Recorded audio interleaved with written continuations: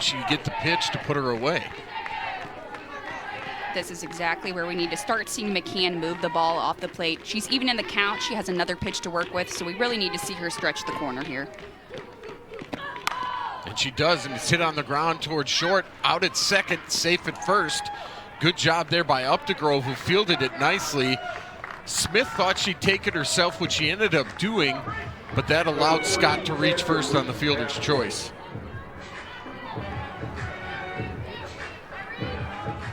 Good read there by Updegrove.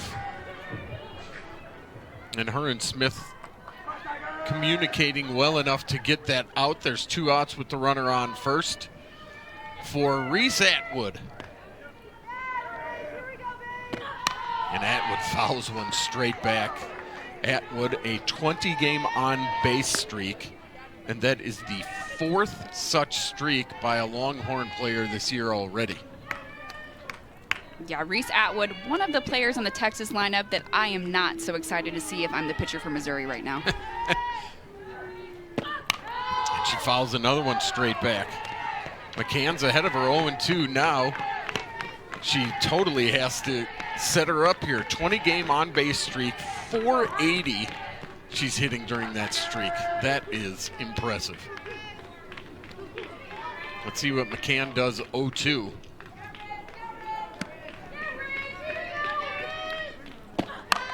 And that one's hammered to left field, hooking, and it is foul. Atwood got out in front of it just a touch, and it goes foul, but it was close. Just barely misses that left field foul pole. Like I've been saying, Bo, Marissa's going to have to throw something a little bit different here. She's really got to work on setting up that rise ball because these Texas hitters just aren't surprised by it. Next pitch, just missed the corner. Good pitch by McCann. Reese Atwood moved into second place in career home runs. She has 48 with her home run in game 1. Boy, that was close. That's what you talked about, expanding the strike zone there. Yeah, and it seemed to be a little bit of a different look, Bo. It looked more like a drop ball. There's another one on the ground to Updegrove. She'll pick fire and got her at first, and Missouri puts up a 0 in the first inning. The Tigers come to bat, scoreless.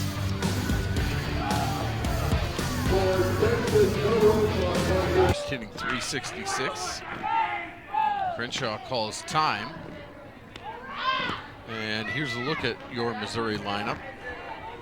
Crenshaw leads off. Kara Daly, by the way, hit a 3-run homer in game 1 today. Made it the score 4-3. That's how it ended. It looks like the Texas pitching staff having a little pitch comm issue. Maybe she still had the one from game 1.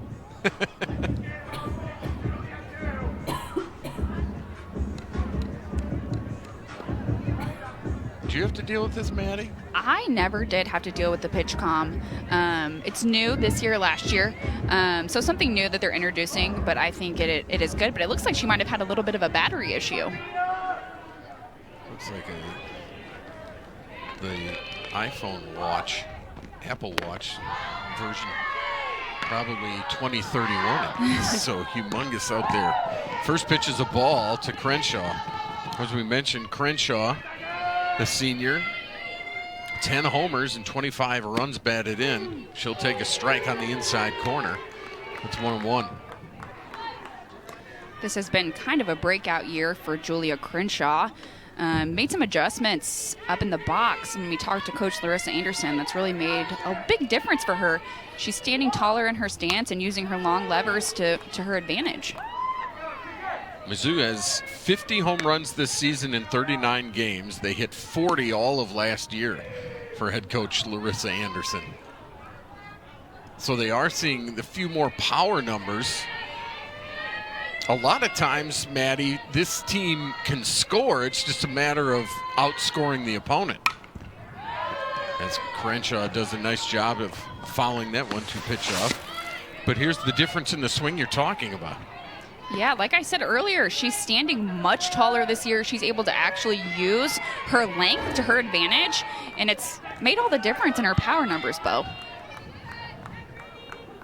The 1-2. And she smacks that one foul, way out ahead of an off-speed pitch. Here's a look at what Tegan Cavan will throw. She can get it up there, can't she, Maddie? Yeah, and like it says on the screen, Bo, her advantage is that multi-level rise ball. Being able to throw a rise at the knees, then up at the belt, then let her high, it's hard to differentiate and hard to adjust your swing to it. There's another one. Crenshaw sends that one way foul, but way deep. Looks like the Mizzou hitters might be getting better swings on Cavan than they did on Saturday night. I'm sure they are starting to make adjustments. They saw her last night, saw her in the last inning of the previous game that just concluded, and now they're seeing her again. And Crenshaw doing a good job on a 1-2 count of spoiling pitches. That's already pitch number 7 of this at-bat. Hitting coach kind of likes it, doesn't he? That's the way you battle as the leadoff hitter. Again, a 1-2 from Cavan. And she fouls that one away. Using a changeup there to try to get Crenshaw off time. She knows that Crenshaw has seen her rise ball multiple times in the last 2 days, so she's throwing something a little bit different to probably go right back and set that rise ball up and set her hard stuff up again. 9th pitch of the at-bat is a looper into right field, and it'll fall for a base hit for Julia Crenshaw. And the Tigers have their first hit against Cavan in this game. Just a looping single to right field. Yeah, Crenshaw put just enough spin on that ball when she hit it to get it to go over the second baseman's head. And I think some of that is a testament to how good Cavan's spin is. If you can get it lifted up in the air, it will get some funky spin on it. The pitch to Stefania Abruscato is fouled back. And to your point, it looked like the second baseman was going back on it, just couldn't get there because of that spin. That was Katie Bennett, who I thought had a bead on it, but then all of a sudden it just kept floating over. Leadoff runner is aboard. Abruscato bunts it in the air, and it's caught at third by Scott. Abruscato can't get the bunt down and pops out. And there's one away. Yeah, a little bit of a disappointment there, and I think you're seeing that all over Coach Cottrell's face. He's the hitting coach over at third base. Just not a situation where Abruscato could afford to pop that bunt up. This could be a huge momentum shift for Missouri as that momentum goes into the Texas dugout. Kara Daly now takes a strike. The last time she was up in the last game, she hit one over the fence. Daly, the senior, and that was off of Cavan. Don't forget that, too. Straightaway center. That one is upstairs a ball, and it evens the count at 1-1. Both teams with a hit here in the first. Tigers with one on, one out. Trying to salvage a game here in this 3-game set with #1 Texas. And there's a shot into left field, hooks foul. Good job by Crenshaw. She would have been at least at third. But now Daly's down in the count 1-2.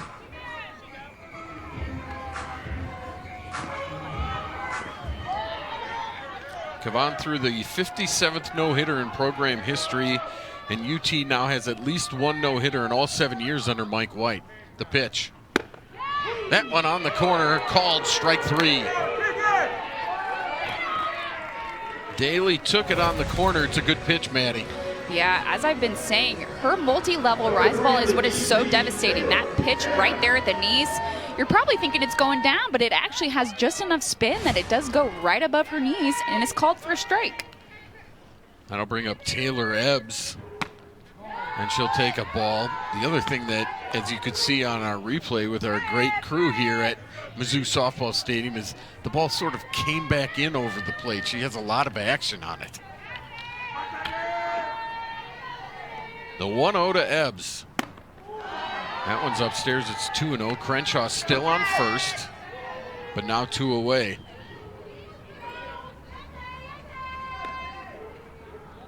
Larissa Anderson coaching over at first. 2-0 pitch. That one is fouled back into the netting. And it's 2-1. And I feel like the Tigers are already getting better swings than they did yesterday against Cavan. Yeah, this team is making adjustments, and rightfully so. This is the third time they've seen her over this weekend, so they should and they are expected to make adjustments as the weekend goes along. That one fouled straight back, evens the count at 2-2. There's Larissa Anderson over at first. Let's see if the Tigers put anything on here on a 2-2 pitch. It'll be the 20th of the inning for Cavan. Upstairs, ball 3, and now Crenshaw will be running on the pitch with the full count.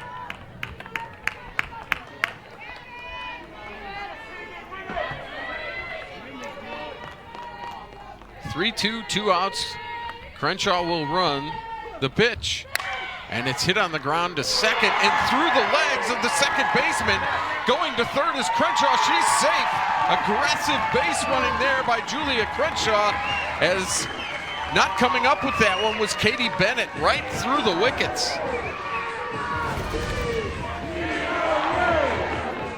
Taylor Ebbs hits a hard shot out at the second baseman.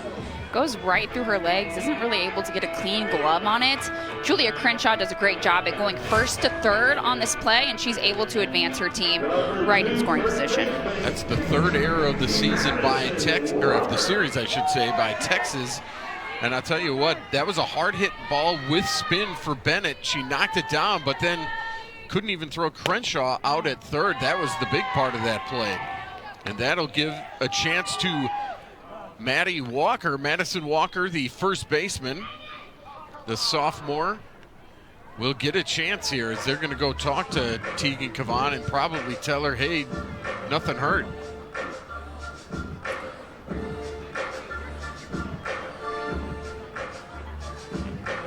They'll give Ebbs a single on that hard hit ball to second base. But I mean, this is exactly what, Maddie, you were talking about in the open. The Tigers have to take advantage. First and third, 2 outs, a big hit here changes this game. Yes, with great base running, Julia Crenshaw was able to sneak over to third. And I think the pitching coach that went out for Texas, she's just telling her battery, hey, calm down. Everything's okay. Just get the next pitch and get us out of here. Yeah, always one pitch away. Texas in the middle of a 6-game road trip. They were 17-2 in the month of March. Both losses were on the road. Madison Walker waits. The pitch fouled straight back. That'll leave the count at 1-1. Good swing by Walker. Walker, who's hitting .242, has 31 hits in 128 at-bats. The 1-1.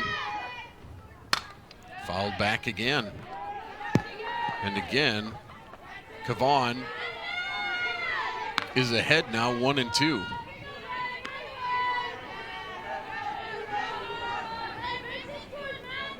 Wouldn't be surprised if we see a changeup here. Madison Walker's fouled a couple balls straight back, which to me, that just means that Madison Walker's on time for all of her hard stuff. And she'll put that one in play, but foul. It'll stay 1-2.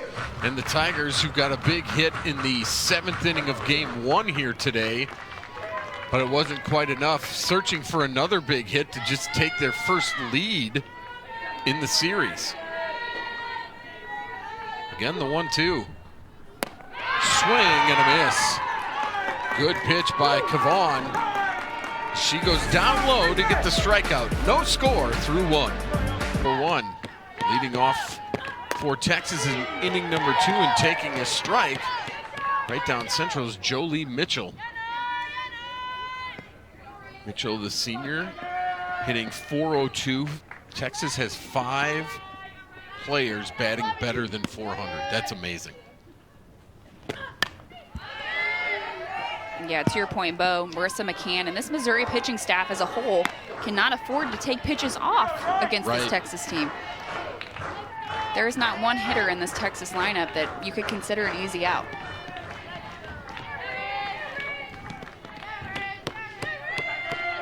She's ahead of the hitter again.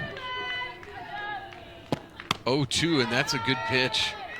And we're starting to see McCann make adjustments. Yep. Moving that ball off the plate, you guys will see that it was a little bit more towards the chalk, which is exactly what she needs to do when she's ahead in the count 0-2. Up 0-2, you got to set them up for something else, and that's one that's way out of the zone, but it's a purpose pitch.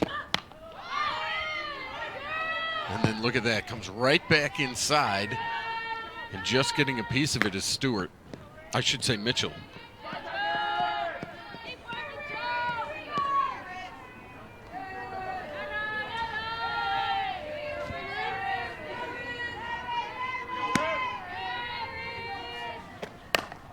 That's right back on the ground to McCann. She'll field it and fire over to first, and there's one away. It's the way you field your position, isn't it? Been practicing a lot of pitcher fielding practice, or PFPs as we like to say. It's a quick one right back at her. She had no problem with it on the one hopper.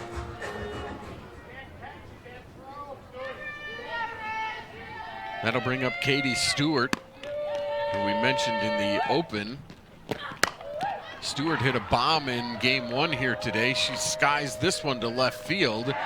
That one's handled out there, and just like that, there's 2 outs for Mizzou here in inning number 2. Yeah, a little bit scary there from Stewart. If you're this Missouri pitcher, McCann, she lifts it so high. To me, it looks like she just got the bat a little bit too under it, but she had the power.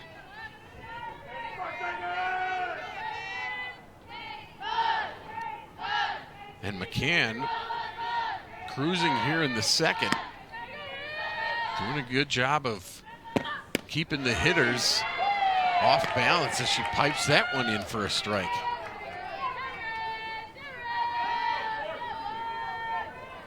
Katie Simmons, the senior.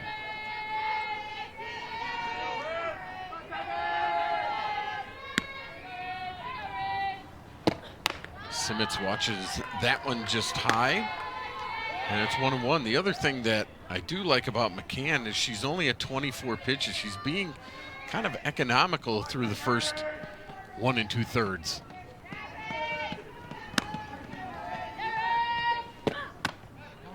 That one is in tight.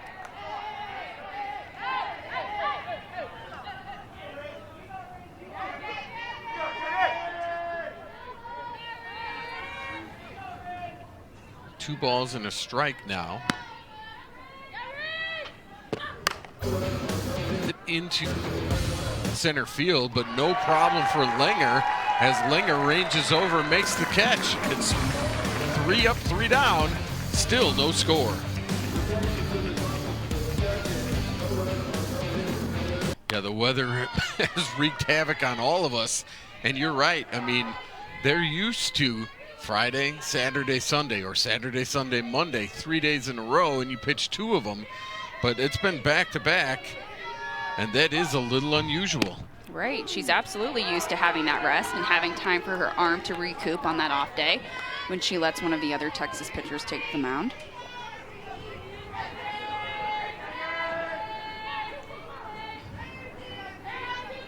A 1-1 count. Swing and a miss by Madison Updegrove. That was a whale of a rise ball right there. Yeah, did a great job with locating that just above the letters of Updegrove, which is exactly what we want to see. She's been struggling a little bit today with that high rise ball. It's been a little bit too high for people to actually swing and miss, but she did an excellent job locating against Updegrove right there. So she takes care of Updegrove. Take a look at this.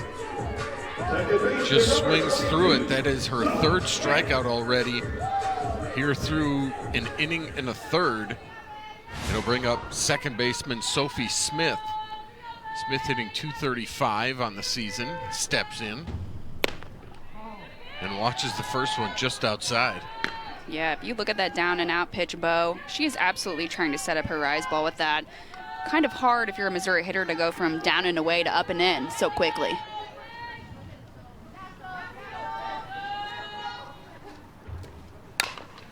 That one's fouled in the box. The other thing that's impressive about Kavon is the way she takes care of business at the bottom part of the order. She doesn't let up. She still sticks to her game plan and attacks. The 1-1. Swing and a miss. Tigers had first and third with 2 out in the first inning. Kavon got out of that with a strikeout, and now she seems to be settling in. The 1-2. Check swing. Did she go? She did.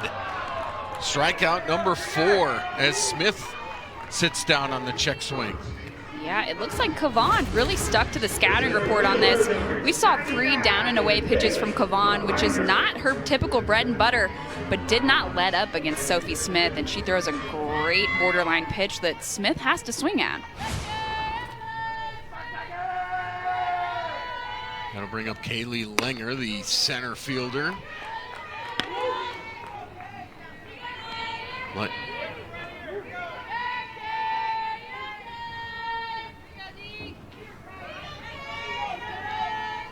Langer from Liberty. The junior watches that one. It's good for another strike. Yeah, and I've been saying it all day long, Bo. That low rise ball is just so devastating at the knees. These Missouri hitters not sure if it's a drop or rise when it's coming in. She's got her set up for 0-2, the pitch. That one's fouled off to the right side. And again, what we haven't seen much of because she uses it so craftily is the changeup. But all of a sudden it's going to be there, isn't it? Yeah, she's, waiting to use it until these Missouri hitters show that she needs to use it. She's not adjusting until they do. That one's up and out of the zone. Ball 1. Not that you really have to watch pitch counts, but she is close to 40. The 1-2 with 2 outs, nobody on. Swing and a miss, and she takes care of it herself. Yeah, Kavon, 3 strikeouts in a row to end this inning, throwing that rise ball up at the letters, and just the type of hitting team that we've seen out of all of Mike White's teams. There's a liner to left field off the bat of Leanne Good, but it's caught out there, and the Tigers are playing a little defense. Yeah. A great catch there from Claire Cahalan. Takes a couple steps on the run and grabs it. If that sneaks over to the wall, it becomes a triple. So a really clutch catch there from Cahalan. Cahalan out there. She's been busy a couple of times, but she's been equal to the task. Good running catch because, as you mentioned, that gets in the corner or to the wall. That's at least 2. That'll bring up Katie Bennett, the junior.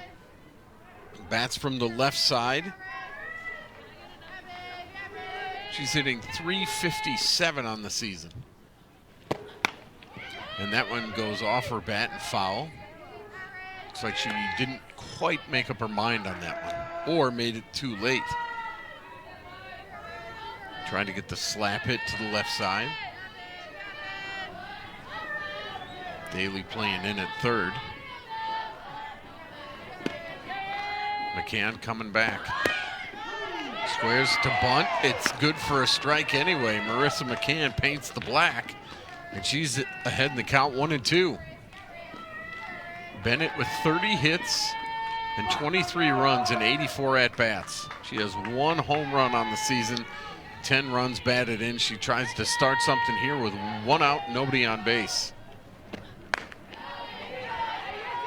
And again, the running start, but that one stayed up.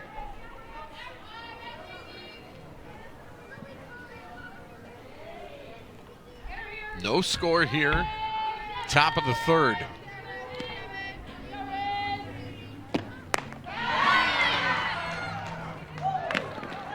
That's an out at first. And a good strikeout there by McCann. They'll finish it off. Crenshaw throwing to Walker. Yeah, McCann doing a much better job today of changing eye levels.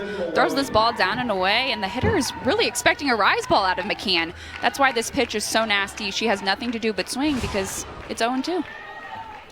That's the first strikeout as we head to the top of the order.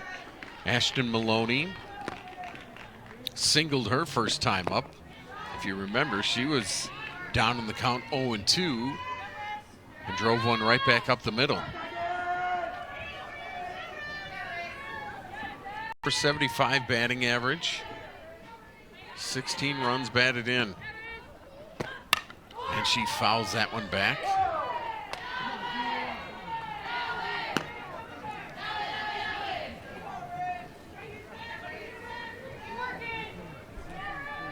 The finale of a 3-game series. Texas has won the first 2. They won earlier today 4-3. Pitch. That one's in there, called strike 2.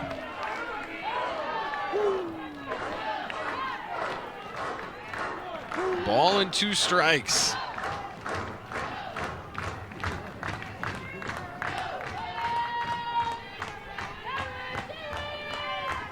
McCann looks in, here it comes.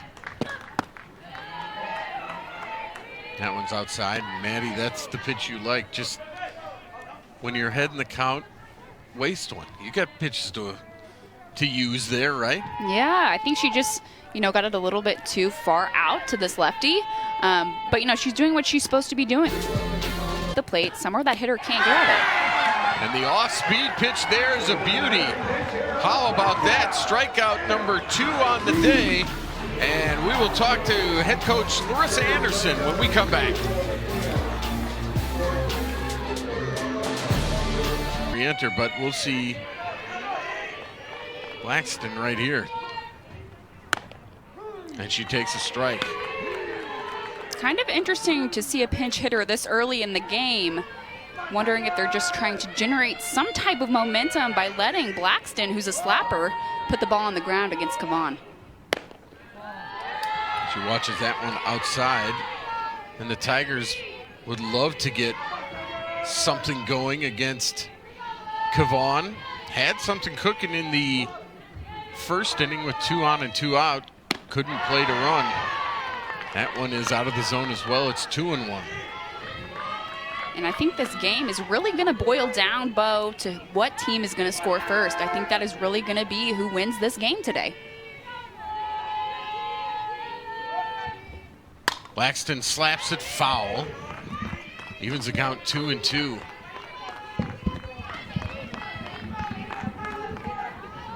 Blackston with 5 runs scored this year.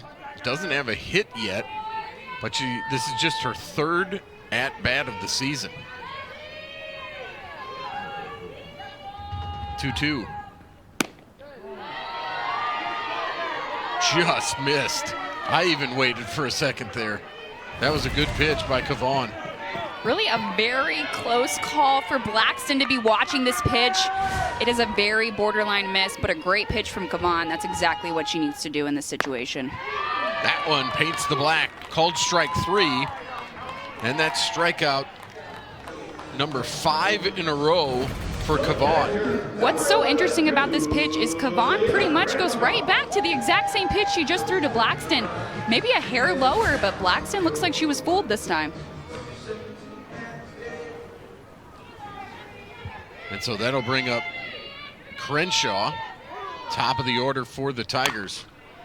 Crenshaw fouls it off. She singled her first time up. She's 1 for 1. Then made a great base running play to get all the way from first to third on the air where Ebbs reached first. Crenshaw fouls it at the plate again. 2 fouls in a row right in the box. And I think that she just turned around and asked home plate umpire Ed Clark, are those strikes? Am I swinging at strikes? And I think he shook his head yes. Such an interesting perspective in there as a hitter to just double check that you're swinging at good pitches. That one fouled at the plate again. think they may have gotten a little piece of Reese Atwood. Atwood walks around a little bit. She's all right.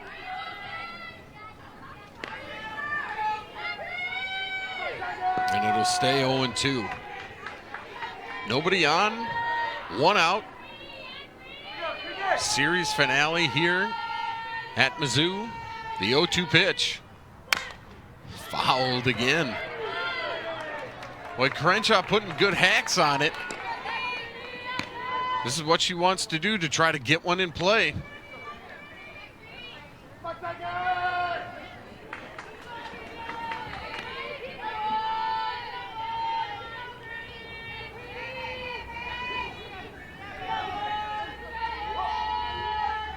Kavon coming back.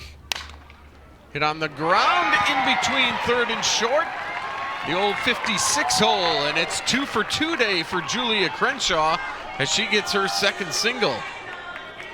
Not an extremely hard hit ball from Crenshaw, but just did a great job battling. Made Kavon throw her a lot of pitches, continued to foul the ball off until she got something she could put in play, and she got lucky hitting it through the 5-6 hole.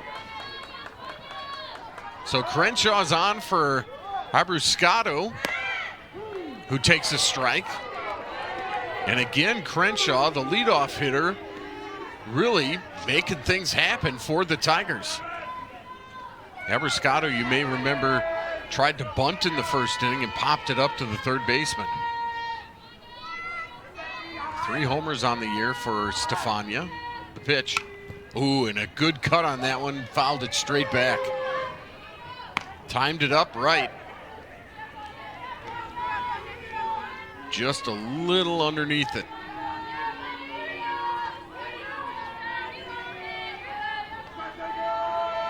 Kavon puts that one in the dirt. Crenshaw going to second. She is safe.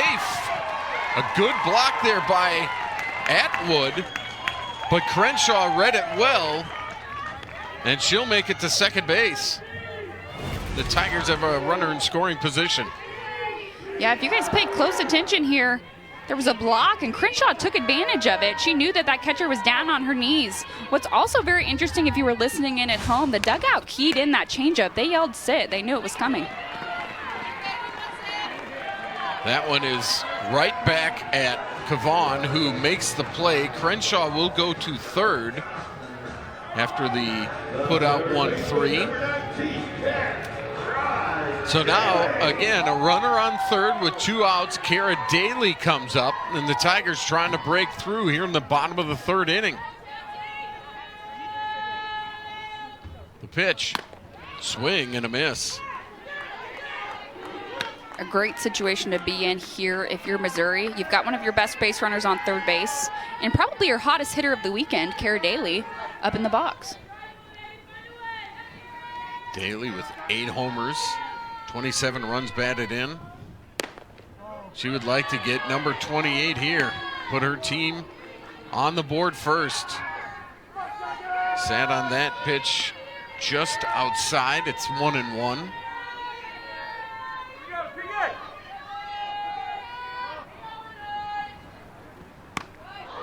And that one hit Daly on the arm, or I mean on the hand. She's going to take her batting glove off quickly, and on a cold day like today, that does not feel good. Yeah, Kavon was trying to set Daly up for what looks like an inside pitch. Oof. Went out, then back in, brought it in a little bit too far. Hits Kara right off the hand. Right off the top of the bottom hand. And they'll look at it. She's bending it, which is good, flexing it. That, again, on a cold day, right off the top of your hand, that does not feel good. Looks like she's all right over there at first. So again, the Tigers have runners on the corners. Right, and I think the Texas pitching coach is going out just to say the same thing she said last time. Stay calm. We've got 2 outs. You've got this. This is the exact same situation they were in the top of the first. And so that'll bring up Taylor Ebbs. Ebbs reached on an error. They scored it an error, changed it to a single, then back to an air. But there you see, situational hitting entering today. The Tigers got to get it done at a better clip. That pitch is on the inside. It's ball one. But again, the clutch hitting, Maddie, is what the Tigers have to come up with. Right, and I think the message that you have to say to Taylor Ebbs is don't try to do too much. We just need a hit. You don't have to be the hero today. That's a pitch on the outside part of the plate, and Ebbs swings through it. Really good pitcher's pitch there by Tegan Cavan. Cavan with 6 strikeouts. She comes back 1-1 to Ebbs. That one's on the outside corner, strike 2. Ebbs 30 hits, 17 runs, 22 runs batted in. Down on the count 1-2.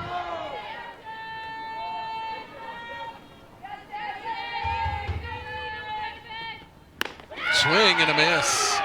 And Cavan comes with the heater and gets out of the inning. Still scoreless after 3. For sure. There's a bunt. It's up in the air and falls to the ground. Crenshaw dove for it. Good effort. Didn't come up with it.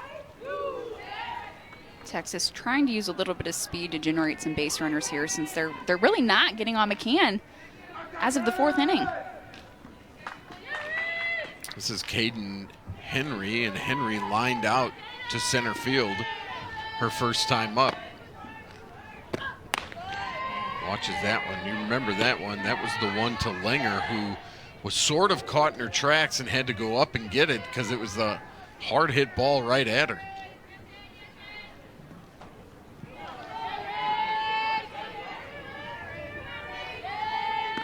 McCann coming back with pitch number 40. That's a swing and a miss by Henry.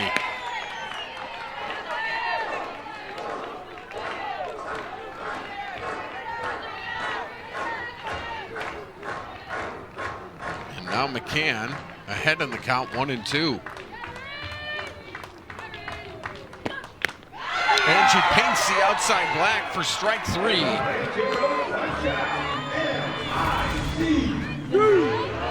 Yeah, McCann does a great job, and the hitter is just kind of stunned by this pitch.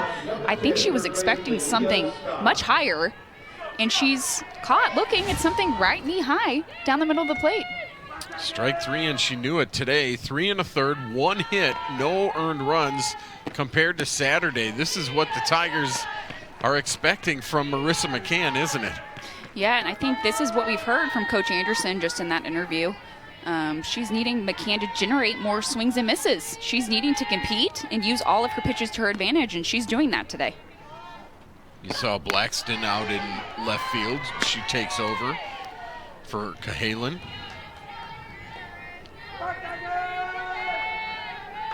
And so Mia Scott comes up. She had to do a fielder's choice to short their first time up. That pitch upstairs, and it's 2-1. I think something you said earlier, Maddie, was really key, is these pitchers for Missouri have to remember to compete every pitch. Can't take even a pitch off in the SEC. That one's popped up back our way and out of play. You're absolutely right, Bo. There is not a single hitter in this lineup, and I've been saying this all day, that you can afford to pipe one or walk one. You know, that's giving the game away as of today to the #1 team in the country. You've got to compete pitch to pitch, batter to batter. Every single pitch matters. Texas has hit at least 1 homer in 9 of 11 SEC games when you talk about that. That one bounces.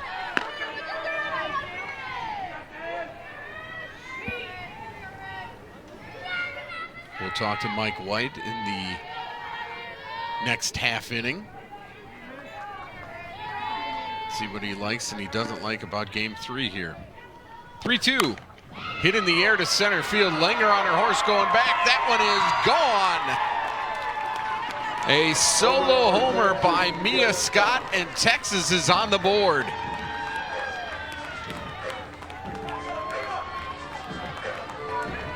Her her 5th home run of the season, and the Longhorns lead at 1-0.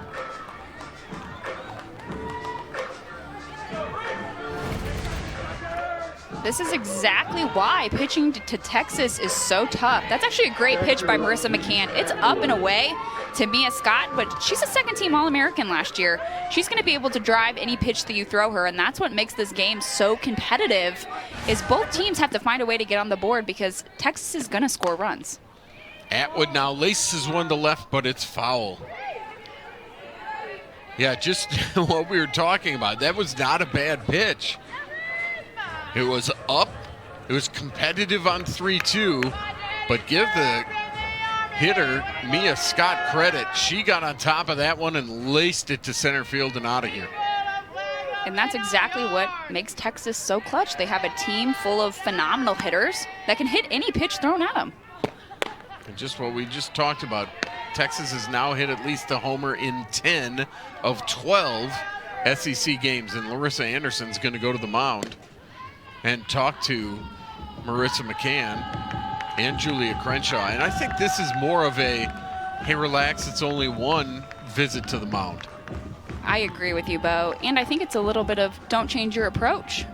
One home run, one run, the game's 1-0. Yep. Stay within yourself and compete and make those pitches that you've been making all game long.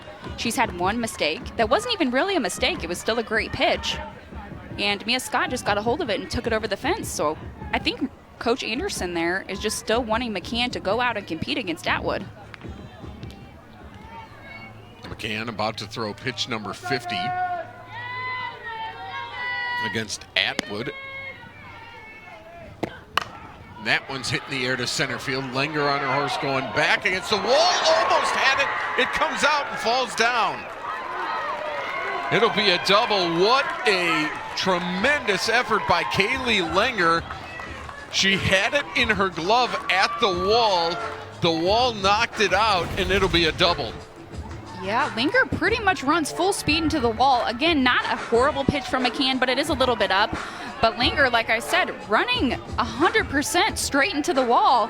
Just the rebound off of the wall is what pops the glove out. Pops the ball out, rather. Boy, she's not able to hold on to it.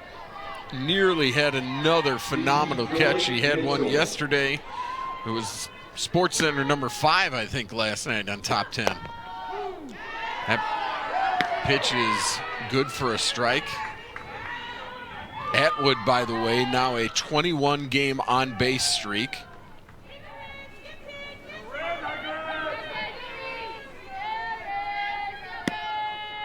One on, one out. That one's up and away. It's ball and a strike. That's the thing about the #1 team in the country. They can be silent for 3 innings and then they hit you. McCann's got to settle down. The 1-1. That one's inside. It's 2-1. To your point, Bo, McCann just threw to a second-team All-American, hit a home run, then has to come around and throw to a first-team All-American.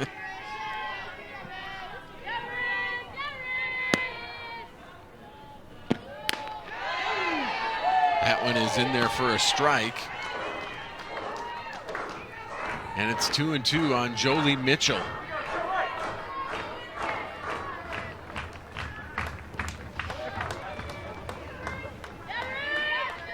It's Atwood at second. 2-2 to Mitchell.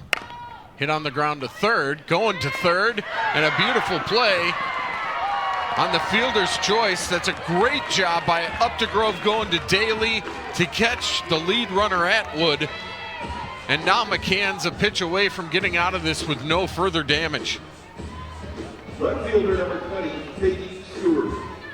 Like you said, Bo, just a really heads-up play from Updegrove to know where that runner was between second and third and know she had enough time to get her out at third versus going to first base. I think that's a great heads-up play from the freshman Updegrove at shortstop. That one's hitting the air to center field. Langer right underneath it. She'll grab it, and McCann does the job to get out of it with just one run, but it was a big one. Generate here with a leadoff. just try to get her around to score and let the offense do their work. There's a shot to right field, deep right field. It is off the chain link fence. And that is a home run here at Mizzou Softball Stadium. And Walker takes it yard. A little confusion as they will review it, but that definitely hit the chain link fence out there, Maddie. Right, and the way it is played at Mizzou Softball Stadium for you viewers is if it hits off the white or the top of the fence, it is deemed a home run. Oh yeah, that's long gone. That'll be a home run for Walker. And Walker, the sophomore, has home run number 14 on the year. It's a little bit tough if you're out there in the outfield, not used to Mizzou Softball Stadium. You're used to just a clean, straight over, ball's gone, can't see it anymore, versus here at this stadium, it can bounce and come back in. Yeah, and the first base umpire signaled safe like the ball was still in play, like he didn't see it. But that ball was clearly gone, and we are tied at 1. I saw some of the Texas players saying, throw the ball in. There's a shot to right field. This one stays in the park, and a good running catch by Maloney. Yeah, Maloney did not throw the ball in, and what it led to was Walker was really going around the bases at full speed just because they thought, okay, well, if it's not a home run, now it's an inside the park home run. Right. Those Texas infielders were screaming to throw the ball in, unsure. Nevertheless, each team with 3 hits, each team with a solo homer, we're tied 1-1 in the bottom of the 4th inning. From a pitching standpoint, really been kind of an interesting game. Both pitchers for Texas and Missouri are throwing rise balls to all 4 quadrants and seem to be messing up the hitters for the opposing team. Yeah, I agree with you.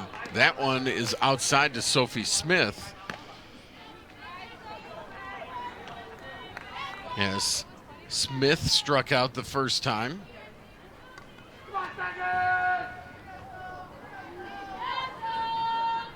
What a big swing by Madison Walker. There's a big swing to center field, but got under it just a little bit, and catching it out there is Henry. And there's 2 away, but the Tigers with a long ball and a couple of fly balls getting a couple of better swings here against Cavan, because all of these players the last time they were up struck out. Yes, seeing it a little better, I guess. Right, definitely making adjustments. I think both teams are having a hard time just lifting the spin of these pitches. When you throw rise balls, there's a lot of spin going against the bat, so just having a hard time getting that ball to elevate and carry. Kaylee Langer is up at the plate. She struck out her first time. She took a strike on the first pitch. 1 homer, 6 runs batted in for the center fielder. That one looked good, but unable to be caught by Reese Atwood, so it's a ball, 1-1. Boy, that's 2 this inning that Atwood has just let go out of her glove. And again, I know it's cold, and you're sitting out there, and it gets cold. Right, a little bit strange. Even if Cavan is really spinning it that well, Atwood is still an All-American. Langer showed bunt and took a strike again. It's 1-2. Cavan with, as we mentioned, 7 strikeouts, ahead in the count, 1-2, 2 outs, nobody on base, tied at 1. And that one's hit into the gap in right center field. It's down for a base hit.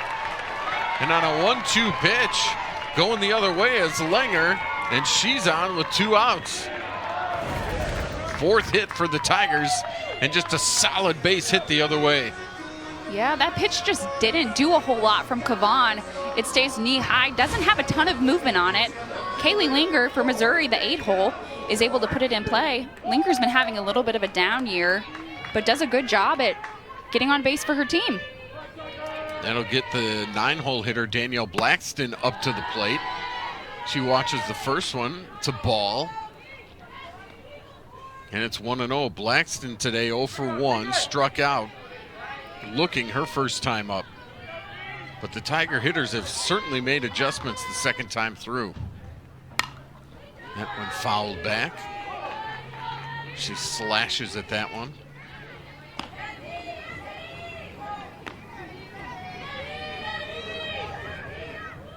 Ball and a strike, 1-1 as the Tigers have tied it up here in the bottom of the 4th inning on Madison Walker's home run.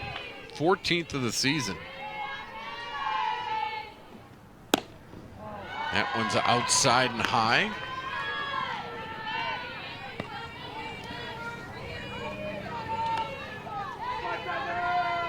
As Kavan approaches 80 pitches here this afternoon.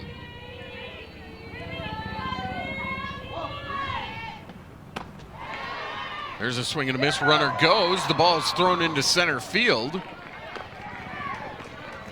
Tigers play a little hit and run. They didn't hit it, but the run is good because the stolen base goes to Langer. Right. And the hitter, Danielle Blackston, did exactly what she was supposed to do. She swung through the pitch. Wasn't really even a pitch she could get a barrel on, but she did her job by, putting a little bit of the catcher in a hard position. Runner in scoring position now with 2 outs. The 2-2. Swing and a miss by Blackston. That'll retire the side. Longhorns against Marissa McCann. And it's Katie Simmons. 0 for 1 today. Simmons flew out to center field, and Langer her first time up.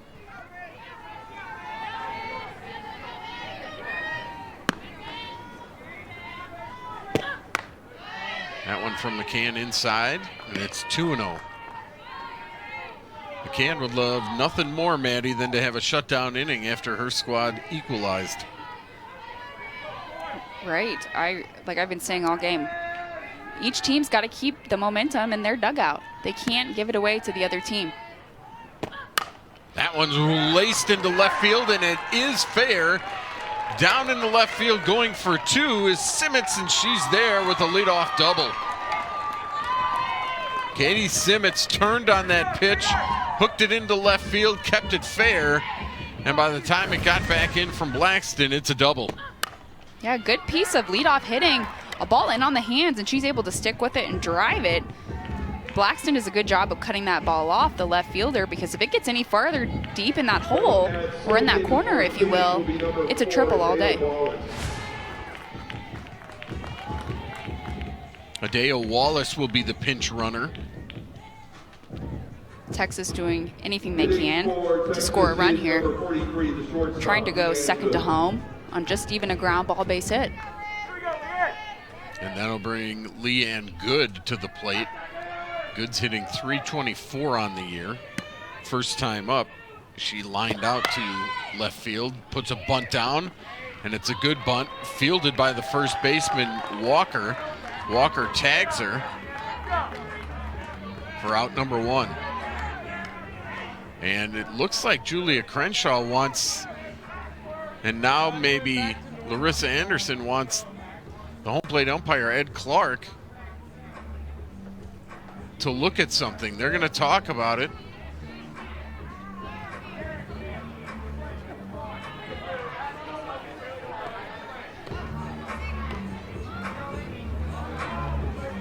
So the bunt, sacrifice bunt is good. Let's see if we see anything here. Everything's good there. Stops running. She's tagged. I think they might be questioning. She did, the runner going to first, did take a step backwards. Just technically not allowed. It should have been an automatic out, but I'm really not sure. And you have to wonder if it's an automatic out, would the runner go back to second? Is that what they're questioning? Maybe so.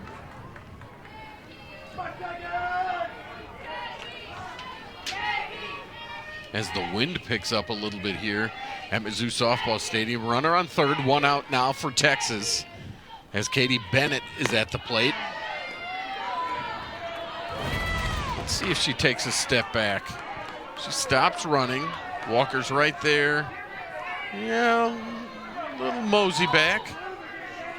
Yeah, I'm not sure. That's definitely tough if that is what they're arguing.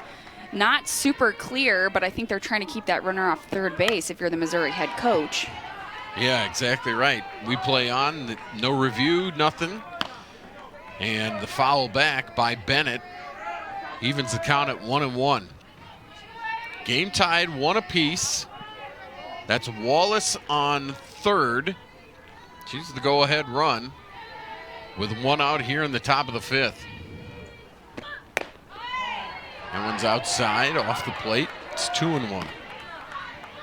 Bennett, the number 9 hitter, struck out her first time. Again, the lineup will turn over to Ashton Maloney, who's on deck.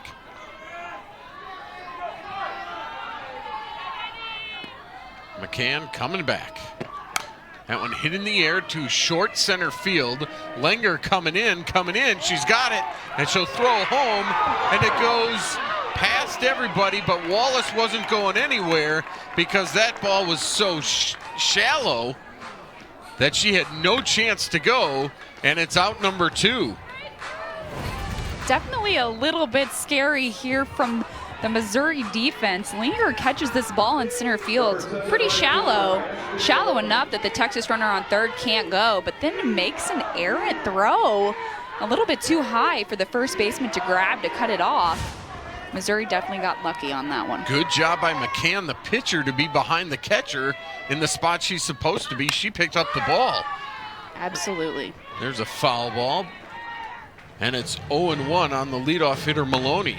Yeah, it's a good running catch by Langer. Had the momentum going forward, threw it home. It went off the glove of Walker, then over Crenshaw, and back to the backstop where McCann was. Right, got a little bit too excited out there in center. Next pitch is upstairs for a ball. It's 1-1.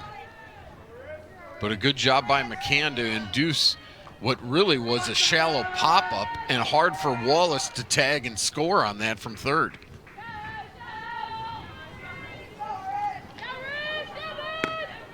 So now the 1-1 count, here comes. That one's on the outside corner, strike 2. And McCann goes to strike 2 against Maloney again. Maloney had a single in the first, struck out in the third. She bats with Wallace on third and 2 outs here in the 5th. Hit on the ground to short. Up over an OUT by Updegrove. Still 1-1 as Mizzou comes up in the 5th. Team twice, Florida one time, and also Oklahoma back earlier this year since 1999. Julia Crenshaw 2 for 2, back in the batter's box with an even count, 1-1, as Tegan Cavan is over 80 pitches here as we play in the bottom of the 5th inning. Crenshaw batting .377 on the year. Takes that one outside. It's 2-1. Crenshaw's done a nice job of seeing a lot of pitches today, and she's had 2 solid singles to lead off the first and then get a runner on in the 3rd inning as well. Oh, and she rockets one to third off the glove of Scott. It falls to the ground. That will be a hit, and Crenshaw is going to be 3 for 3. Scott got a glove on it, but couldn't corral it. Yeah, Crenshaw swings early at this inside pitch and is able to get a really hard piece of it. Hits it a little bit high on the third baseman, and it sneaks off the tip of her glove. Crenshaw, having a senior last hurrah year, having a much better season than she had last year. Abrascato squares to bunt for the 2nd time today. Popped out the first time. That one is fouled off.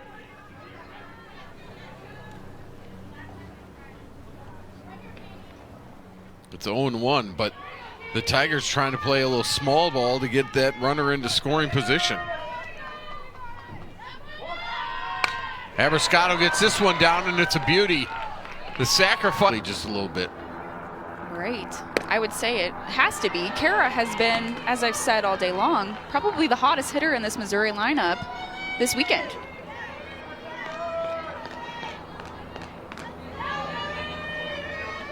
First pitch outside. Wilhelm waits the 1-0. That one's in there for a strike.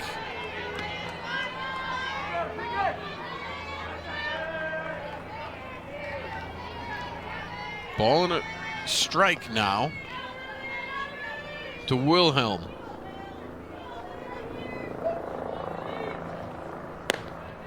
That one's on the outside edge, and it's 1-2. Yeah, Kavan knows that Abby Wilhelm from Missouri hasn't been off the bench. She's cold, so she's going right at her with fastballs on the outer half. Kavan coming back and swing and a miss by Wilhelm. That is strikeout number 9. The freshman taken care of on the rise ball. Yeah, just an absolute beautiful rise ball. Kavan has elite spin, elite movement on that rise ball, and Wilhelm, being a freshman, just doesn't really know what to do with it up there. That'll leave things up to Ebbs. Ebbs swings through the first one.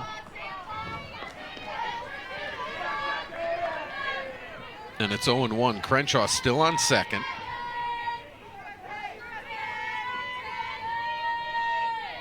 The pitch. Ooh, on the outside edge, a beauty.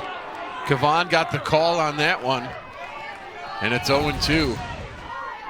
This is exactly what Kavan does best and what makes her such an elite pitcher. That ball barely nicks the corner, the front corner of the plate, and it's still called a strike. And then Ebbs takes called strike 3, strikeout number 10. We are still knotted at 1, headed to the 6th.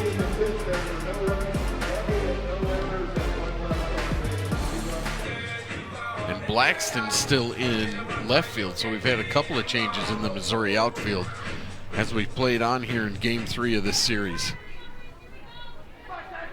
Caden Henry back at the plate, leading off here in the top of the 6th. She's lined out to center and struck out looking. McCann's first one is fouled back and out of play. Marissa McCann, 69 pitches.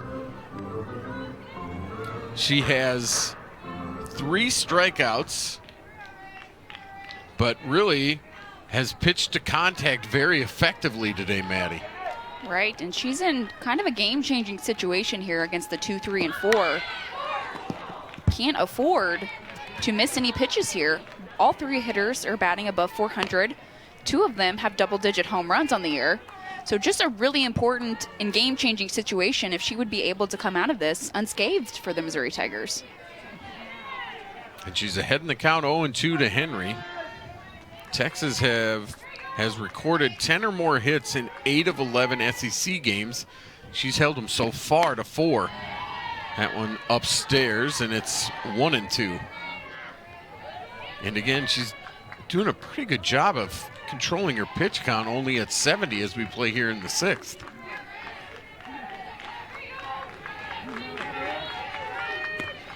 The 1-2 from McCann. Misses outside. Probably saw what happened in the last half inning and said, I'm going to shoot the outside corner and see if I get a call. Just put it a little too far outside.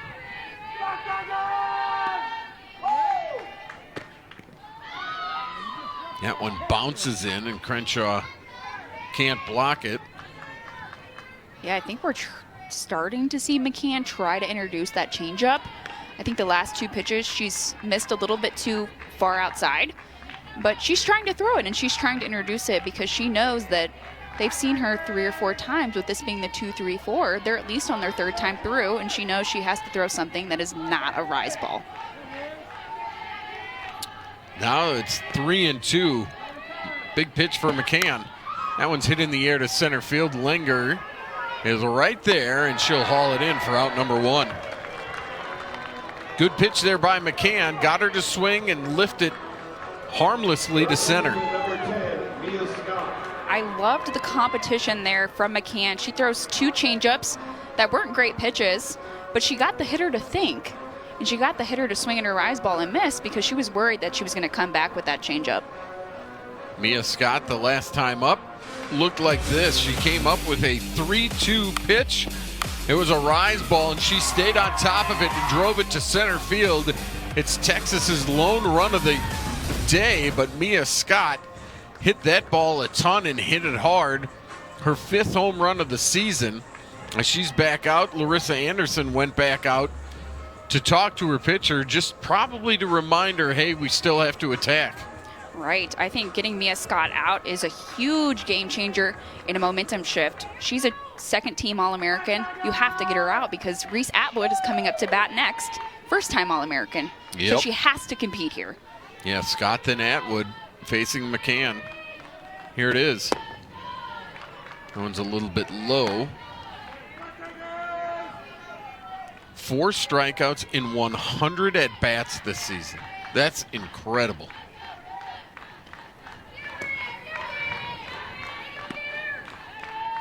The 1-0. That one misses outside, and it's 2-0. Taylor Pinnell warming up in the Missouri bullpen. Pinnell has really been the mainstay closer for this Missouri team, but we haven't got to see her yet this weekend. The 2-0. That one's in there, good for a strike. And one thing that Texas feasts on, or has in the past, is left-handed pitching, and so maybe that's a reason we haven't seen Pinnell. Of course, she'd love to come in next inning with her team leading. That one's good for another strike right down the chute to Scott. McCann has come back and now evened it at 2-2.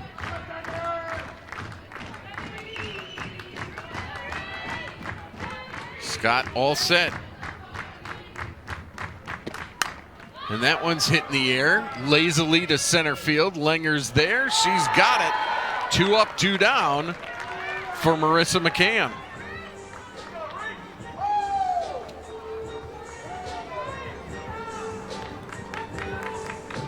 Catcher number 14, Reese Atwood. That'll bring in Reese Atwood, who doubled her last time up, increasing her on-base streak to 21 games. McCann 5 2/3, 4 hits, 1 earned. That one's in there for a strike. Came right at her on pitch number 1. Atwood hitting .422, 14 dingers.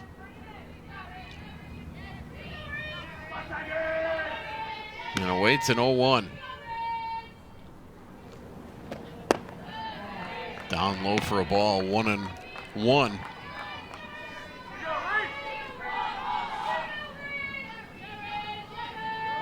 Atwood with 48 career home runs, 10 shy of the program record. That's Taylor Hoagland. 1-1.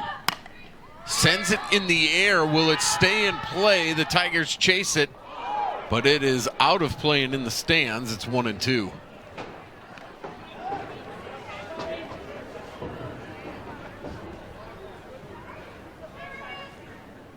Good reaction by that gentleman to get out of the way and duck and cover.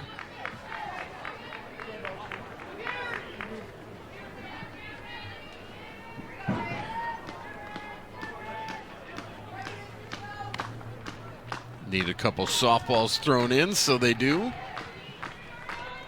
It's 1-2 now to Atwood. McCann coming back. That one's popped back foul and out of play. Straight back that time by Atwood. Stays 1-2. Atwood 46 hits, 41 runs, and 109 at-bats.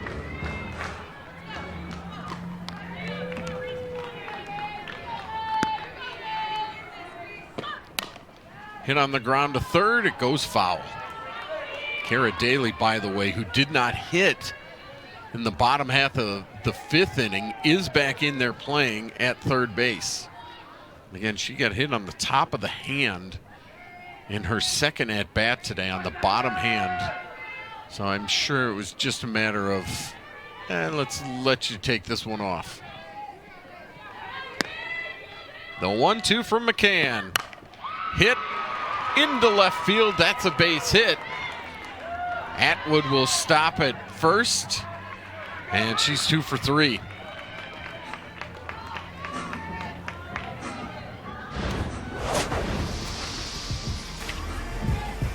Yeah, McCann really throws to all arsenals here. Mixes in a change, throws a fastball, comes back up with a rise to then throw it again, trying to get her off time. But ultimately it doesn't work. Leaves the rise just a little bit too down, right where Atwood is within reach, and she's able to get a single out of it. Atwood at first now with 2 outs, and Jolie Mitchell at the plate. She's bounced out back to McCann. And also reached on a fielder's choice. 0 for 2 today. First pitch from McCann was a ball. Second one out of the zone as well. McCann really starting to introduce that changeup, but I don't think I've seen it for a strike very often. Right. I was about to ask you that, Maddie. She's introducing it, which is great. Now you got to throw one for a strike just so the hitters have to be wary of it. Right. And the whole purpose of the changeup is to get somebody off time so that they're not timed up with your fastball. But if they're not swinging at the changeup, it's not doing any good. Jolie Mitchell, 36 hits and 91 at-bats. She's batting .396 with 10 homers. The 2-0 with 2 outs and 1 on. That one's upstairs. It's 3-0.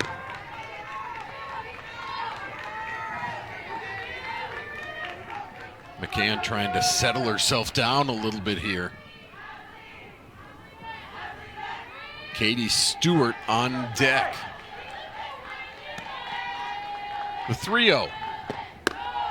That's in there for a strike. Taking all the way was Mitchell.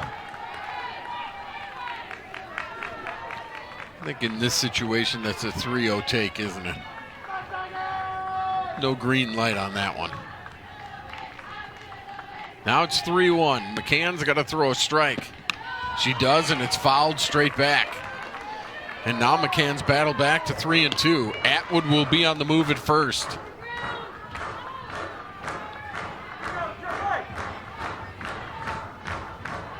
So anything to the outfield potentially could score a run. And this is such a tough situation to be in as a pitcher. You leave it too good, you give up the lead. 3-2, hit to short over the glove of Updegrove. It's a single. On the way to third is Atwood, and they're on the corners for Texas. Boy, just out of the reach of Updegrove here. Right, and I don't think it was necessarily horrible pitching by McCann. In a tough spot in a 3-2 count, has to throw it a little bit more over the white than she probably wants to. Almost got out of the situation with Mitchell hitting it to the shortstop, but it just went over the top of her glove. And so Taylor Pinnell will come in as we'll have a pitching change. It's 1-1 in the 6th. And then a 3-2 hit, and they're on the corners for Katie Stewart. Stewart, who homered in the first game today, is up there facing Taylor Pinnell. The first pitch is over for a strike. What's Pinnell going to throw? She's going to throw low 60s, loves to throw that curve inside and outside, so I think we're going to see her use it quite a bit to righties. She's going to have to be careful with that lefty-lefty matchup to all the slappers in this Texas lineup, though. She's going to have to make sure she shows something different than that curve. She's ahead in the count 0-2, but Katie Stewart, oh so dangerous. We saw it earlier today as she took this pitch and deposited it over the wall, long gone for a 3-run homer in the first inning of game 1. She's down in the count 0-2, the pitch. That one back up the middle. Langer is there, hit on the line hard, but Langer gets it. And we are tied at 1, headed to the bottom of the 6th. Fourth was Madison Walker She sent one out to right field and made it 1-1. And Tegan Cavan has really been impressive, Maddie. I mean, we saw her last night with the no-hitter. She's continued here today. Right. She really is an elite pitcher, and I truly think she might be the next best pitcher to wear a Texas uniform since Kat Osterman. Yeah, big, tall lefty, dominated back in the day in the way that Tegan Cavan has. And she's just getting started as she pitches here in the 6th inning. That's a called strike to Walker. Walker homered her last time up. She hit number 14. And it's 1-1, the count to her. She hits that one right back to Cavan, and that'll be an easy out at first. One away. I love how Cavan just set up that pitch. Got Walker to look at a pitch on the outer corner. Walker didn't really think it was a strike. Comes right back in on something on Walker's hands, and she just hits it right back to the pitcher. Yeah, Cavan working the edges. Got that call on the edge, and instead of 2-0, it was 1-1, and she's able to stay in charge. Now it's Madison Updegrove who takes a strike on the outside edge on pitch number 96 from Cavan. She's gone the distance, and as we mentioned, she pitched yesterday. She got the save in game 1 today, and here she is in game 3 of the series, pitching, and she's dealing here in the 6th inning. She's gotten plenty of work this weekend. 1-1 to Updegrove. Good for a strike as well. 1-2.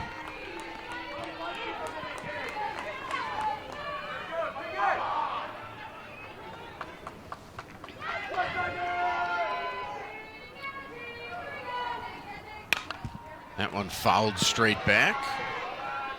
Off to the right side. And it'll stay 1-2.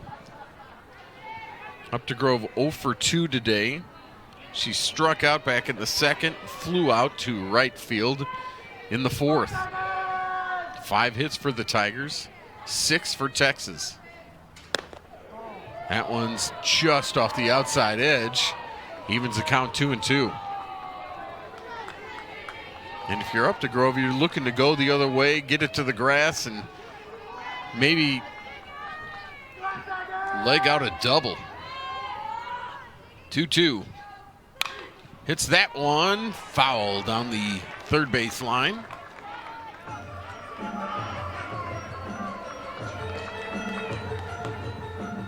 Stayed back nicely on that off-speed pitch.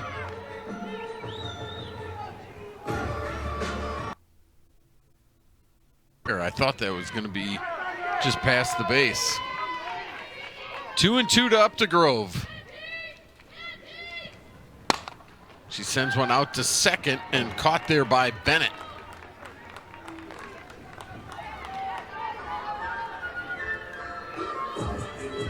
Second baseman, number 22, Sophie Smith now at the plate. 0 for 2 today. Struck out once and flew out to center field as Tegan Cavan has gone over the century mark, but shows no signs of slowing down. The pitch, swing and a miss.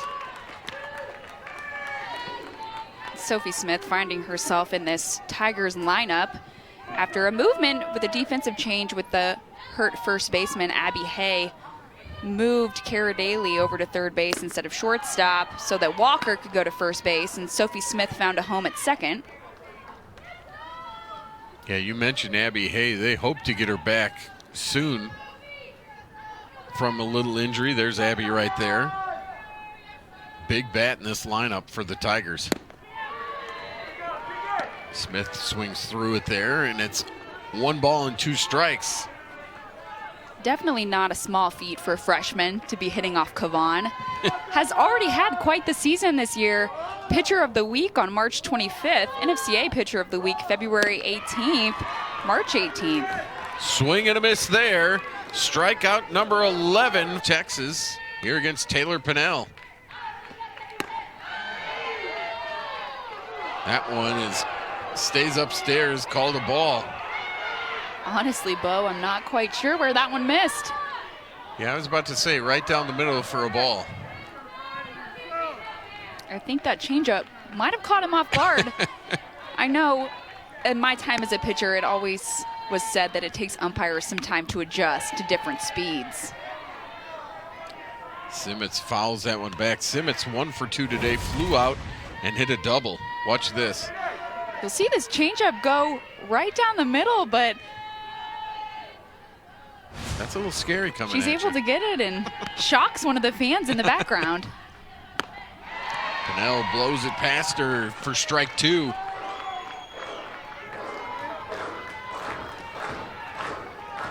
Pennell came on, got the final out of the 6th inning, worked out of a 1st and 3rd 2-out jam. The pitch fouled off to the right side. I think we're going to see a lot of changeups out of Pennell in this outing. Her whole goal coming in as a closer is to throw these Texas hitters off time. She's not going to be able to overpower them with her fastball or her curveball, so she's going to have to throw something different than what McCann threw previously. Simmons swing and a miss on the off-speed pitch that you talked about. Maddie telling us to watch for the off-speed. Here it was. Pennell doing a great job of throwing this changeup like I mentioned. What makes it so devastating is that she's actually able to curve it in on the hands of Simmons, and it makes it harder to hit because of the movement and the off-speed. Just was unable to get her hands on it. That'll bring up Leanne Good, and Good sends one in the air to shallow right field. Coming on is the right fielder Watkins, who makes the catch, and it's 2 up, 2 down. Watkins, who came in last inning as a defensive replacement, had a good beat on that ball, got a good jump on it, able to track it down. Number 11, Charlotte Brister. We got a pinch hitter here. Shylin Brister, the freshman, will pinch hit. Takes a ball from Pennell. Brister from Houston, hitting .242, 0 for 1 in the series.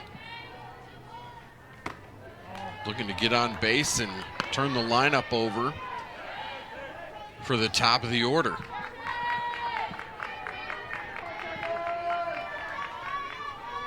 Pennell falls behind 2-0. Looks down for the sign. That one is out of the zone as well. It's 3-0. And now you know the freshman pinch hitter's got an automatic take on this one. Right, Pennell not giving up on that changeup. She's adamant she's going to throw it no matter what count she's in, which is one of the reasons that she's the NCAA saves leader. That one good for a strike. As Brister throws her bat away, thought it was ball 4. Good pitch there by Pennell. And Brister will get back in the box, 3-1.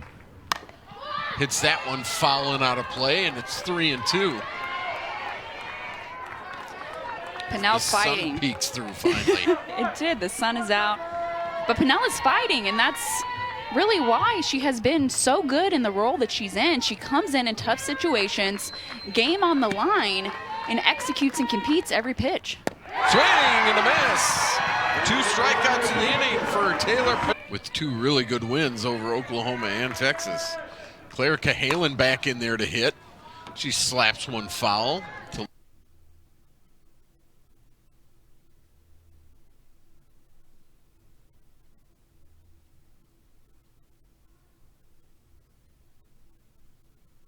Of coming out and beating OU last weekend. They need to find a way to do it today against Texas to be above 500. That is up high, a ball to Cahalan. Tegan Cavan with 11 strikeouts. Pitch 110 coming. That's a foul ball in the box as it hits Cahalan, the slap hitter. Julia Crenshaw, who has 3 hits today, stands on deck. Tigers need a run to win it here in the bottom of the 7th. Texas hoping to get to the 8th. As Cahalan fouls it to the left side. There's Crenshaw with 10 homers, 3 singles today. The 1-2 to Cahalan. It's a foul ball. Right off our home plate umpire, Ed Clark. We'll give him a minute. Watch this one. Ooh, yeah. Ouch. Right under his chin. Yeah, that one came up and got him. Stay 2. That one on the ground to short. Good. Up, over, safe. Beating it is Cahalan, and the Tigers have a runner.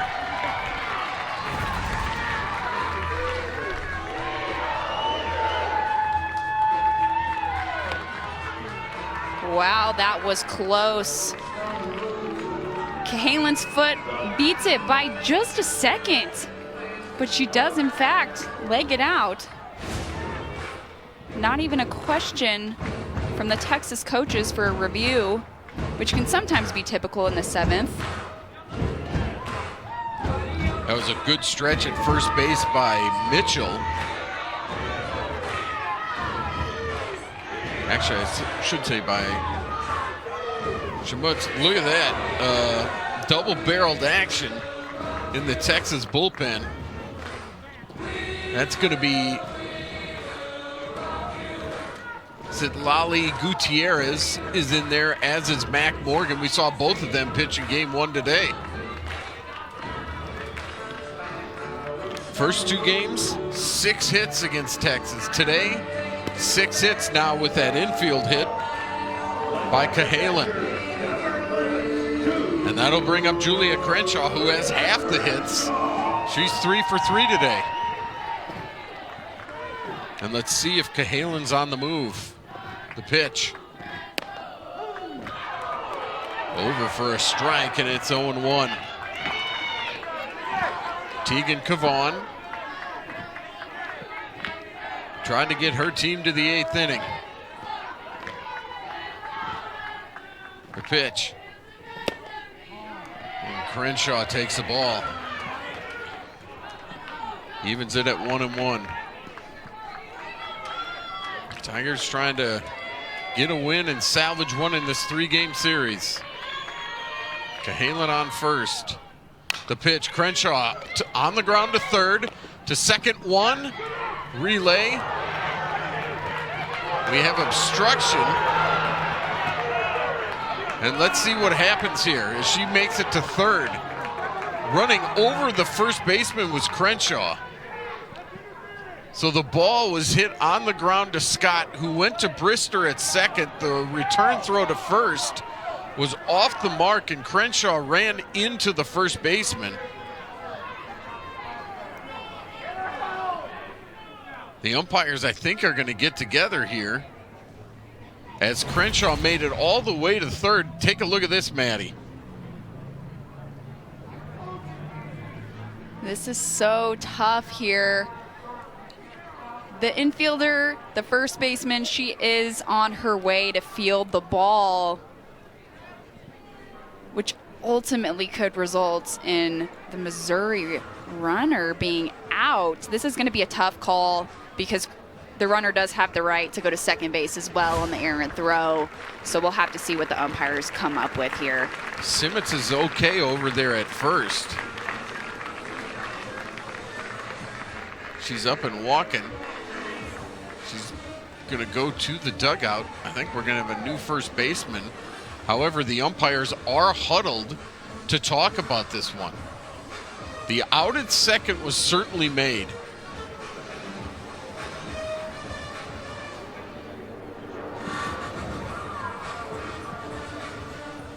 Both head coaches are now going to get talked to here. See Mike White and Larissa Anderson. Let's see who reacts.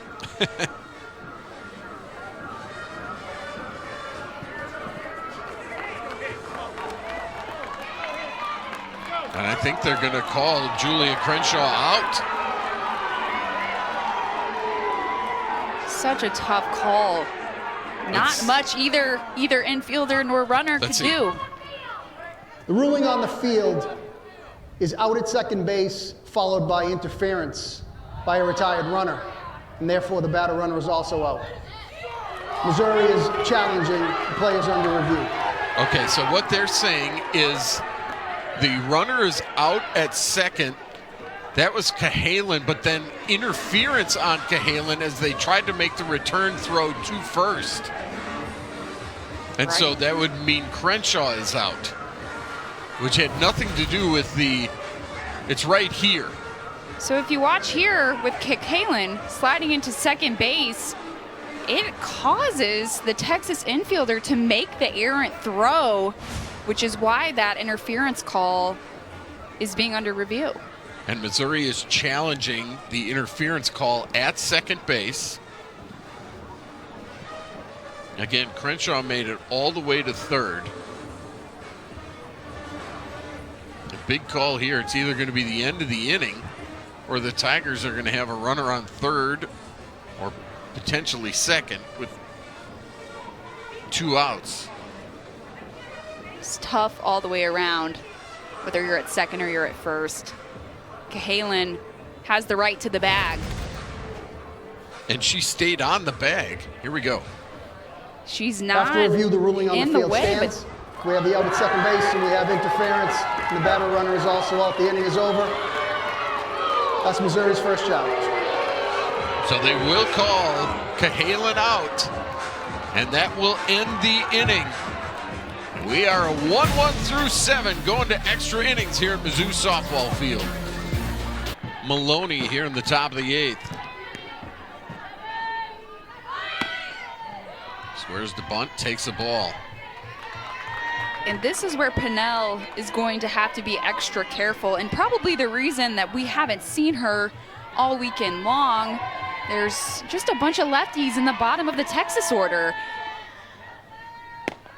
That one's inside for ball 2. It's Daly at third.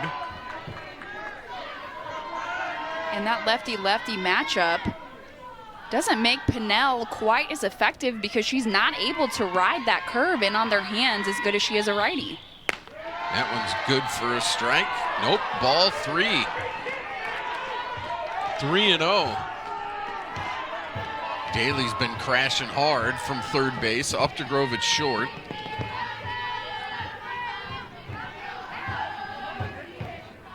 Here's the 3-0 pitch.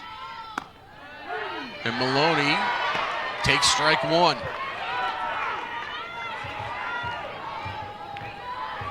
Pennell has to attack here. They cannot afford to put the lead off on with no outs. She's got to find a way to execute a pitch here. 3-1. Bunted, back to Pennell. She scoops, fires, safe at first is Maloney as the ball hit her. Perfect bunt there by Maloney right out in front of the plate. Pennell did well to get to it, but the throw hit Maloney. Can't even really ask for a better bunt from Maloney. That's exactly where you're wanting to put it, out in no man's land. Taylor Pennell, the pitcher, tries to rush and make a throw, and ultimately it doesn't do any good. That'll bring up Caden Henry. Henry could be bunting as well. She does and fouls it off. I can't say that I blame this Texas team for Right. trying the short game. Yep, that's right. I was about to say move Maloney over. Then you got Scott, Atwood, and Mitchell coming up behind you. Right, the job of this top of the lineup is to get on and pass the bat. Snap back throw to first, nothing doing. That pitch was called a ball. It's 1-1.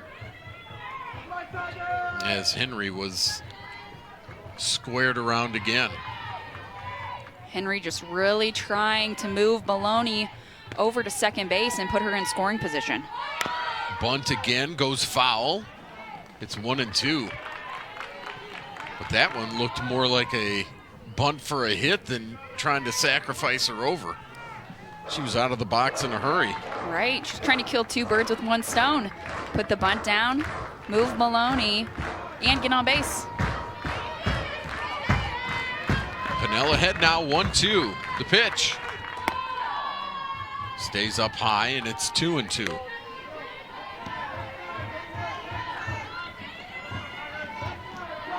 Again, the left-handed hitter here.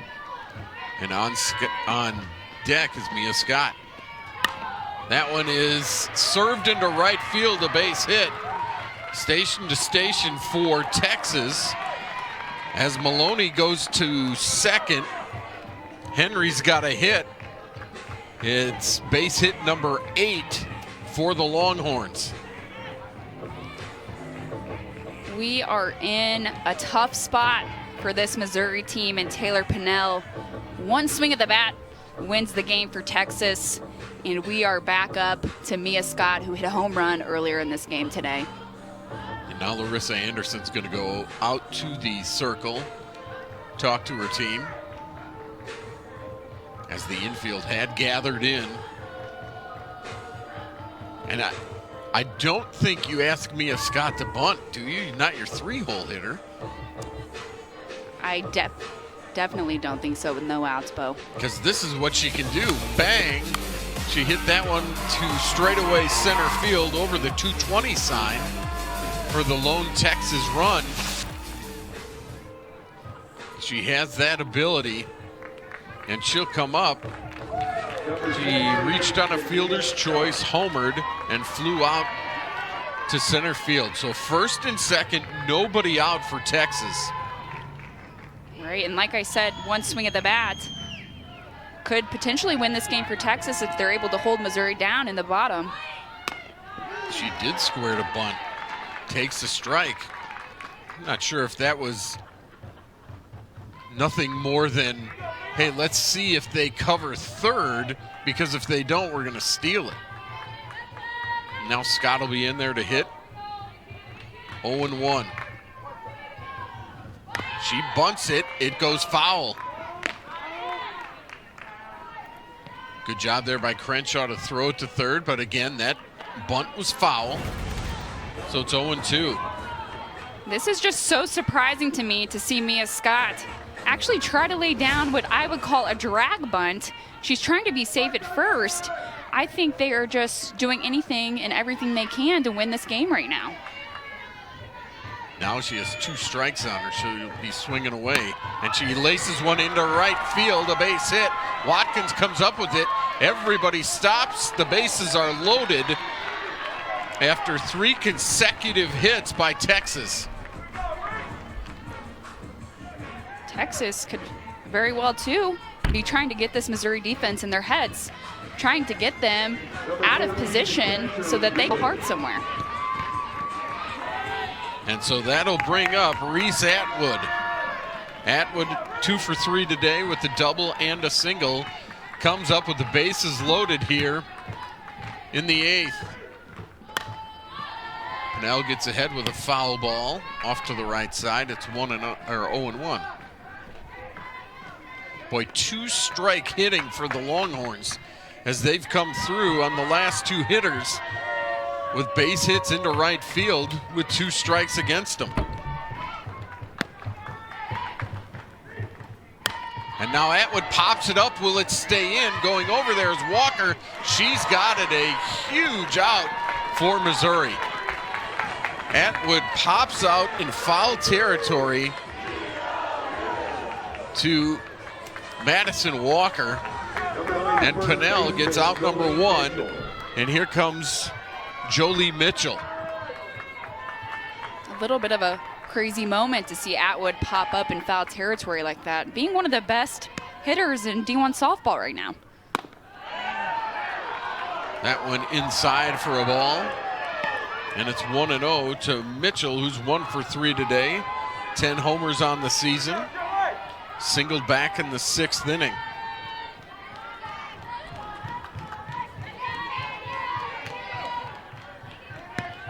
Here comes Pennell.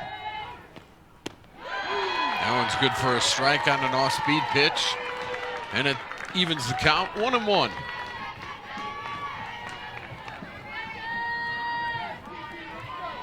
Again, Texas has recorded 10 or more hits in 8 of 11 SEC games. They now have 9. This one's in the air, foul, and I believe is going to get out of play at will. And only scoring 1 run through 7 isn't really the commonality for this Texas team in this 2025 season. There have been several games where they've scored 5, 6, 7, even more than 7 runs this season. In fact, they've scored 7 or more in 27 of their 39 games this year. Now Pinnell ahead 1-2. The pitch hit in the air deep to right center. Watkins goes back. She makes the catch. 1 run is in. Here comes a second run. That will score. And going to third base is the runner. And safe there. It's a long sacrifice fly by Jolie Mitchell. Maloney scored easily. Henry came around to score. And going all the way to third base is Mia Scott. That ball just left a little bit too high to Mitchell. I would have liked to see some better communication out here in the outfield. Linger comes in diving, gets Watkins a little bit tripped up trying to make the throw back to the infield. And a pair of runs are able to get across for Texas. It's 3-1 now in favor of the Longhorns. And you're right, the Langer was going to lay out for that ball, but Watkins was there underneath it. And I'm not saying she could have thrown out Maloney. Maloney was going to score from third easily, but maybe could have prevented the second run from coming in. 100%. I think Linger just felt the pressure of needing to get that catch and ultimately probably needed to pull back a little bit. Like I said, I don't know what the communication was, but it probably needed to be a little bit better. So now Texas leads it 3-1 here in the 8th inning with a runner on third and 2 outs. Pinnell had 2 strikes and gave up a long fly ball to Mitchell. Now she faces Stewart, and Stewart off the end of the bat to third. Daly moves over, picks, fires, got her, and it'll be 2 runs for Texas in the 8th. They now lead it 3-1. In the 8th for Texas, 2 runs, 3 hits, 1 error, and 1 run. Had a great game, Bo, but she had an even better one yesterday. She has already won several accolades this year, lots of accolades last year. She just continues to improve every time she steps on the mound. If she can finish this off, she's going to be 2-0 on the weekend with a save in the 3 games. First pitch to Stefania Abruscato, who's 0 for 2 today with a sac bunt.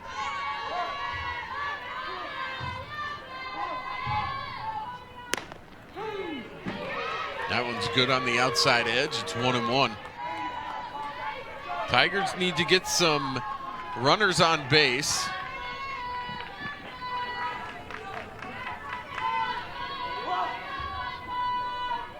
The pitch, swing and a miss. Jolie Mitchell, by the way, now playing first base for Texas.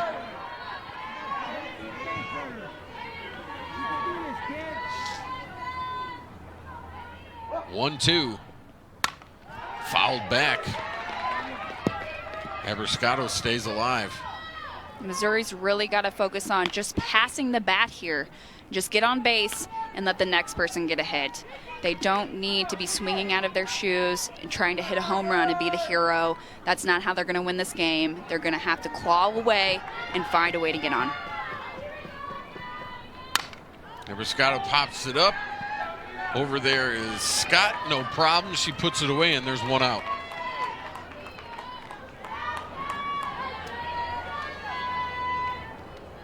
Looks like there'll be a pinch hitter here for Missouri, as it'll be Caden Shepard. The freshman will get in there again in Daly's spot here. She's able to play defense, but obviously that hand is bothering her to hit.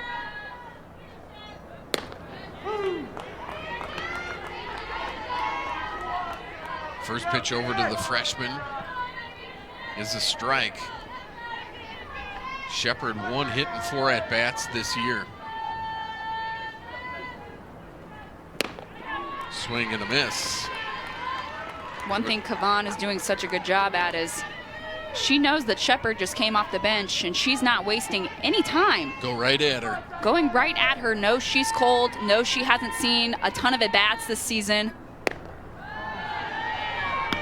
Tried to paint the black on the outside. Just missed. Texas looking for win number 10 in the SEC.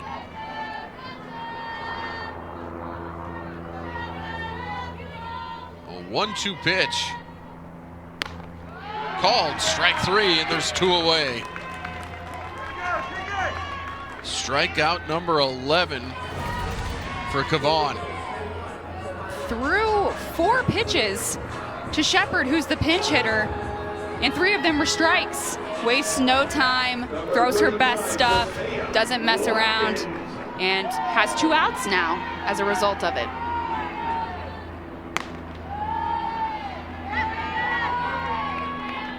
This is Nevaeh Watkins at the plate. Last chance for Missouri. They need 2. The freshman came in and now is hitting for Taylor Ebbs. And is ahead in the count 2-0. Kavan with 127 pitches. 1 out away from getting the series sweep. That one's a ball. It's 3-0.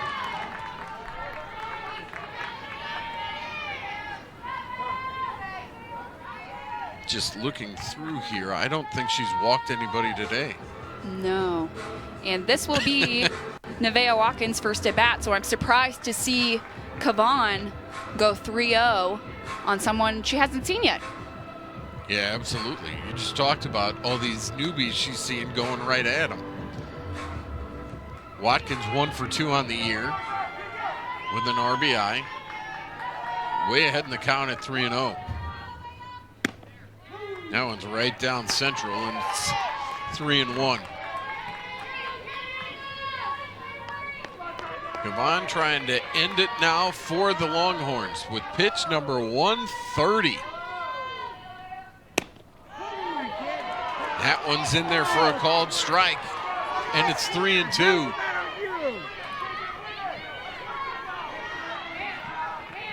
Watkins took 2 strikes,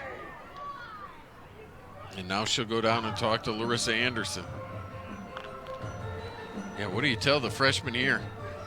I think it's all just don't make the moment too big. It's a big moment. #1 team in the country. One of your only at-bats of the season. Just trying to stay calm, collected, and figure out a way to get on base. Full count coming up. 2 outs, nobody on. The Tigers trail it by 2 in extra innings. The pitch from Kavan. Swing and a miss. And Texas sweeps Missouri here in Columbia. Strikeout number 13 on the day. And our final score is 3-1 in favor of Texas. They pitched it well and got some extra inning small ball there, Maddie, for this victory. Yeah, both pitchers had a really excellent day on the mound. Both throwing rise balls, lots of swings and misses. But ultimately, Texas plays a little bit of small ball, gets a couple hits, and they come out on top. They will go back to Austin with 3 more victories. Texas gets 2 in the 8th and dances their way to a series sweep over the Missouri Tigers. It's Texas 3, Missouri 1, the Longhorn sweep. We say so long from Mizzou Softball Stadium.